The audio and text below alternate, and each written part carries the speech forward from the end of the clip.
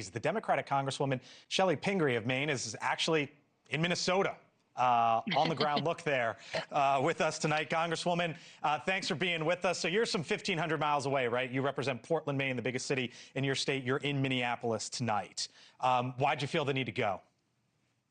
Well, I'm in Minneapolis for a day and then, of course, headed back to Maine, where my constituents are extremely concerned. We're holding a shadow hearing tomorrow, and it's an opportunity to hear from law enforcement, from the governor, the attorney general, and advocacy groups. And because my state is on edge, I thought, what better way to understand a little bit about how Minnesota is handling it, what the challenges are, what the legal issues are, but join my colleagues and spend tomorrow morning in a hearing in Minnesota. But Maine is on edge. We've gotten these reports that ICE is moving into our state.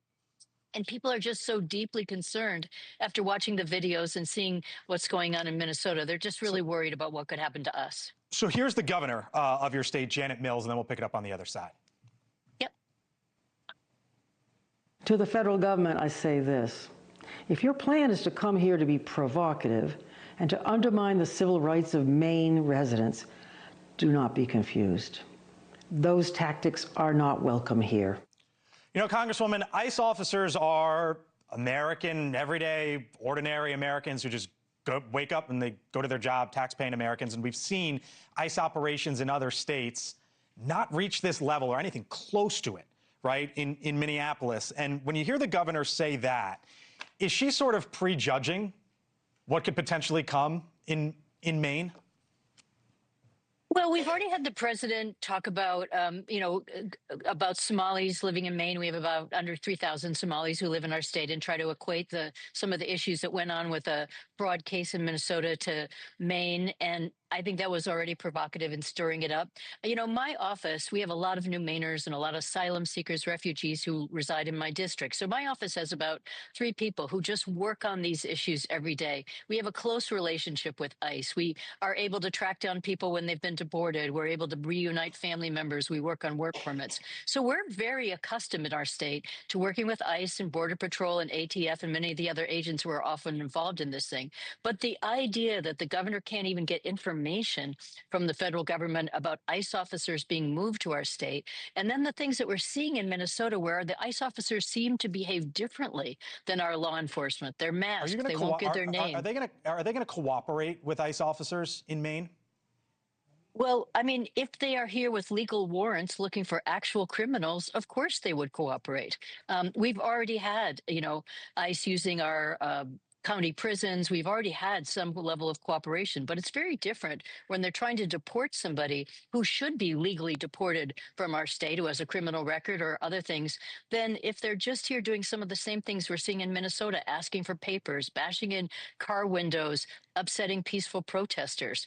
Believe me, my state has a lot of, people who are going to be out there exercising their legal rights. And, we're already talking to people about how to be safe. We're talking to immigrants about how to make sure you're protected if this happens. Our employers are worried. We've talked to them almost more than anybody else. You mentioned the fraud there in your home state of Maine. News Nation, of course, reporting on the investigation, the allegations of widespread billing fraud. This involves the Gateway Community Services and Medicaid there in your state. Another case, potentially $2 million stolen from victims of the Lewiston shooting. Both involve allegedly this members of the Somali community there. How widespread, Congresswoman, do you believe this to be? Well, I think it's very minimal, and there are a very small population of Somalis, many of whom are American citizens and have been in our state for a decade or more. If there is fraud, and I know investigations are going on at either of these 2 operations that you're talking about, of course it should be investigated. Of course anyone who did criminal activity should be arrested. But as our governor said, we don't need ICE to come into our state to exercise warrants or to investigate fraud. The federal government is already doing that, and our state government is doing that. So I am not arguing with them about that.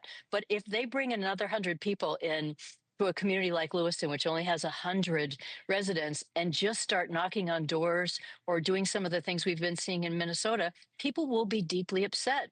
I mean, I understand that the president made it a priority, but he told us he was going to make sure that the border was secure, and he was going to make sure the criminals and rapists were removed from our country. But asking American citizens for their papers or Okay. just asking people who are black and brown, that's very different. So I put you on, you're fine with an investigation there in your home state. I mean, an investigation is a reasonable thing. If there are allegations of fraud, of course that should be happening. And I think that our state is already doing that. We'll leave it there. She's in Minneapolis tonight, represents the Portland area in Maine, Congresswoman Shelley Pingree, with us here on the Hill. Of course. See you again soon.